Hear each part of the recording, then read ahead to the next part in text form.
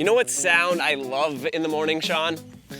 I don't know, the birds. You want me to put that Bieber song back on? What's going on? I had a feeling you were gonna say that. Superbikes. Superbikes! I mean, is there anything better? And it's 2017, we've got an awesome lineup of leader bikes, a couple new bikes. We've got a returning one that I've got a soft spot for. That's right, the Honda's all new, CBR1000RR.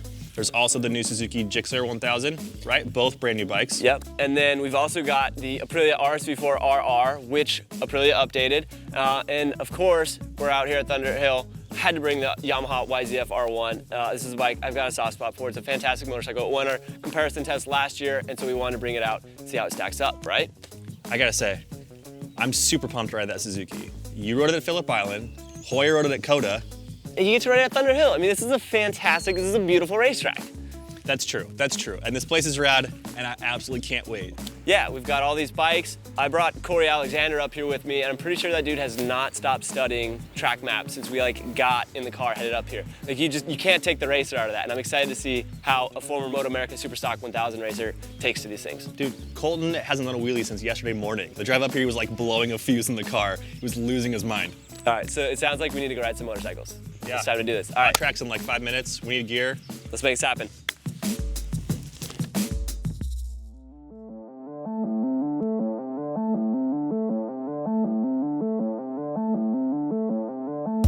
All right, so I'm getting ready here to go out on track with the 2017 Yamaha R1. Though there is no changes for this year's model compared to last year's model, it made the cut for our shootout because it won last year's shootout. The Yamaha R1 is powered by a 998cc, 161 horsepower crossplane engine. Along with plenty of motor power, it has a lot of braking power with an Advic 4-piston dual caliper front end braking system. Also with that, there is the beautiful electronics display as well as its electronics package. It has traction control, slide control, and front and rear wheel lift control, which around a track like Thunder Hill here really aids in riderability and comfortability. Gives you a lot of confidence while you're out there on the track. The thing about the R1 that right out of the box had me stoked was the fact that it was one of the bikes here that when I got on it from the first lap out to the last lap in, I felt like it was a race bike. Because the power delivery is smooth, but it really has like an aggressive point shoot and get through the turn feel to it, as where some of the other bikes felt a little bit more street shod, and this thing was definitely one of the more aggressive of the group. I think the biggest thing jumping on it right away, it was just super easy to ride. Everything worked really well. The power delivery is phenomenal from that cross-plane crankshaft.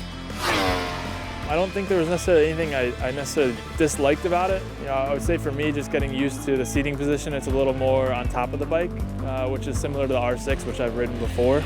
The initial bite that the pads themselves had in the braking system, as far as brake feel, it felt absolutely amazing, but it's completely rider preference for me. It's just really aggressive initially.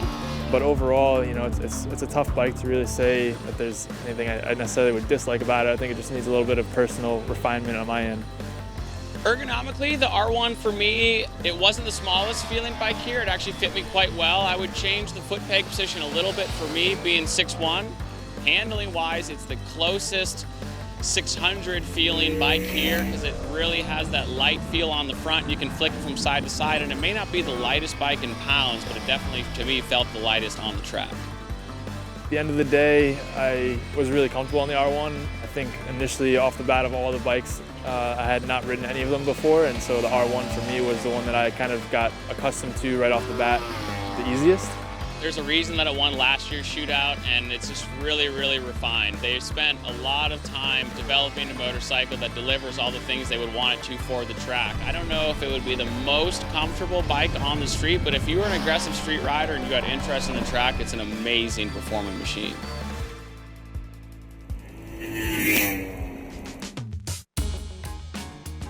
'17 GSX-R 1000. This is an important motorcycle for Suzuki. Think about it, the last time the GSX-R 1000 was updated was 2009. It was 8 years ago. The last major update, I should say.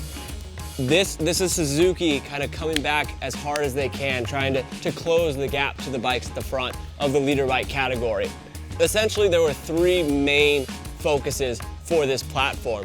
They wanted to update the engine, get a little bit more peak power out of the thing, a little bit more top end without sacrificing anything in the bottom. On the chassis, they wanted to just essentially make it lighter, smaller, but keep that same great Suzuki feel that the Suzuki chassis have provided over the years. And then third, they wanted to introduce some electronics to the platform. Not too much electronics, but just have the basics, have that traction control, have some wheel mitigation to it, have these little electronic features. Across all the Suzukis, they always have like a comfortable feel to them. A lot of the bikes you sit on top of them, whereas the Suzuki, you feel like you're kind of more in it. Even though they made the new bike a little bit smaller, you don't really notice it. It still feels very, very much like the older ones. And it was actually the bike that when I came off track, I felt the least fatigued. It was a very comfortable feeling motorcycle in comparison to some of the more race ergos from the R1 and the RSV. One thing that bothered me preference-wise was that under very hard braking, the ABS starts to initiate, which has feedback in the lever. And I myself, if I could, and on any of the bikes possible, would turn the ABS off if I possibly could, or to the least amount. I've been racing GSX-Rs for almost 7 years now, on and off, and the characteristic that all of them have is that the brakes fade.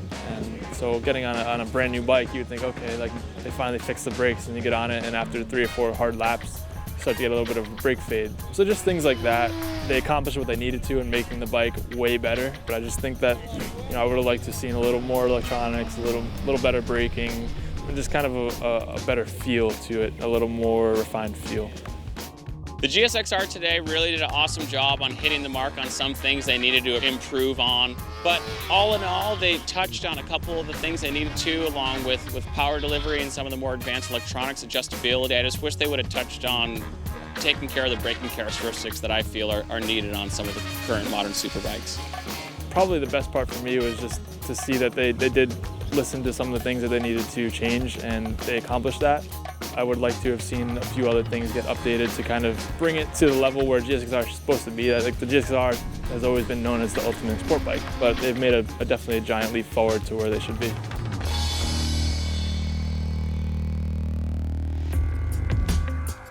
All right, so we just finished lunch, which is why I'm having a hard time getting my leathers back on. And I'm up next on the Aprilia RSV4 RR. The bike that we're testing retails for $16,999, and it's a V4 motor, makes 171 horsepower and 75 foot-pounds of torque. The main update for the Aprilia RSV4 is the Aprilia Performance Ride Control System.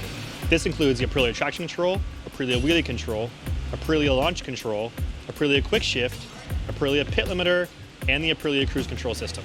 Aprilia has also slightly updated the ride-by-wire system to save a little bit of weight and to improve the throttle response. Aprilia has also improved the braking system for the RSV4. The brake discs are 10 millimeters larger and 5 millimeters thicker, and they've also added cornering ABS to the system. Finally, the last big thing that you'll notice is that it has a whole new TFT color display, and that all the buttons and switches on the control panel are all new to kind of be more in line with the other bikes, to have that more premium feel.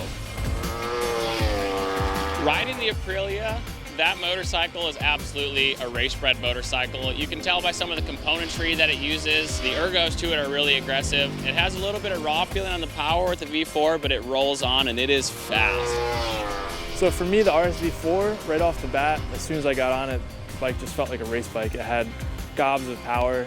Anywhere I really wanted it, it seemed like anytime I rolled on the throttle, there was no shortage of power supply. I think they really accomplished giving a race package. Comparatively to the R1, they both, in theory, feel like race bikes, but the Aprilia just has that character to it that makes it more like a race bike. And it had its own interesting quirks. I personally had a little bit of trouble with the quick shifter. I think it was due to an issue with me over-revving from second to third, but overall, that motorcycle really surprised me. My biggest issue with the RSV4 probably was that the traction control was a bit inconsistent on how it modulated the wheel spin. It was kind of discouraging that I didn't feel like I could really rely on the traction control to save me in a type of scenario where I'm fully leaned over and on the throttle aggressively, where the wheel is spinning. You know, like I want something that's going to give me good feedback, that I know what it's going to do when it does come on. I would say overall, the one thing that I exceptionally liked as well about the RSV is that it actually, for my style, it had my favorite front-end braking feel, as well as overall brake power and modulation for me. And that's one thing I really enjoyed about it. But overall, it's definitely like kind of a turnkey race bike, and there's a certain type of enthusiast that find a lot of enjoyment out of getting an RSV4. It's got that Italian feel to it. When it came down to it, the most impressive thing about that bike today is it just breathes fire on the power side.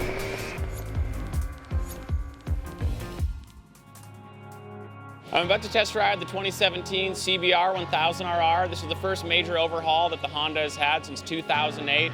They had a couple minor revisions in 2012 and some SP model additions, but they focused on dropping the weight and bringing it to the lowest in its class. 14% better power to weight ratio, and one of the things that I'm most excited about is the auto blip up and down shift along with the new slipper clutch. So that's going to be something here that I'm really excited to test today. New CBR1000, right off the bat, the bike just seemed like a pretty nice package, which I think is something that you can tell like right away when you jump on it, that the quick shift up and down and throttle response and everything's just super smooth and kind of, it's refined. It's a refined bike, and I think that was probably the best thing about it, was that I could just jump on it and I felt confident in that everything was going to work the way it was supposed to and the way I wanted it to. The thing on the Honda that was the most impressive for me, that took a little while to get used to, because the first 2 sessions I had trust issues with just trusting the fact that auto blip shifting was going to work on the downshifting coming into the corners and that the slipper clutch was going to pick up the slack. Earlier in the day I was taking 2 downshifts coming into one, later in the day taking a single downshift, and it took a little trust to just not touch the lever, hold onto the bar, grab a downshift and let it send into the corner. Their quick shifting and slipper clutch system was very refined, and the motorcycle handled amazing as far as upshift and downshift and seamlessly auto blipping into a corner without having to worry about upsetting the motorcycle. There was a few things about the CBR that I wasn't a big fan of, and similar to the R1 where it had a wallowing type of feel, the CBR I think was quite a bit worse. So we ended up going 2 rounds of preload on the rear of the bike, and that kind of just stiffened up the rear of the bike, and through the fast stuff it allows it to hold itself up. One thing that I disliked about the Honda, and it was a similar feeling that I felt on the Suzuki, although the brakes as a whole had great consistency and power, it also had that attribute where under hard braking force I would get some ABS kickback resistance to the lever, but only under very hard, harsh braking conditions. Overall, I think the CBR, it's a good bike. It wasn't my favorite personally, but I think it does a lot of things well. I mean, any sort of electronics package, which I think is the biggest addition to this new bike, is the electronics. I think Honda killed it off the bat. Everything they put out is a very refined and very finished product, and that's what you kind of expect from a brand like Honda.